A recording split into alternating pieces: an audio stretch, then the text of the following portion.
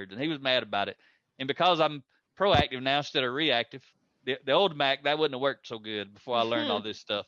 But see, now I'm proactive. So everything changed that moment. We're talking about change happens. Everything changed at that moment that Andy said that.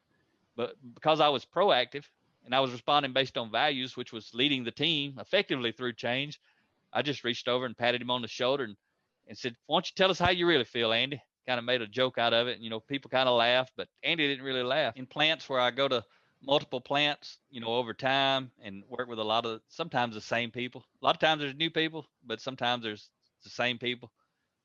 What I found is it's easier for people to lead change in someone else's area than their own. And what's interesting is that we can recognize the fact that other people are resisting change, and we can easily recognize the effects that it has in other people's lives.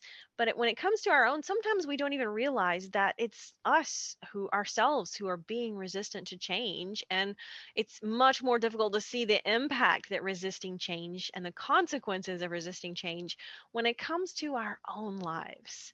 Maybe the main reason we resist change is fear of the unknown, right? And so it's much easier to deal with change and be positive and proactive about it if somebody else is going to have to deal with the unknown, if it's not going to affect us as personally.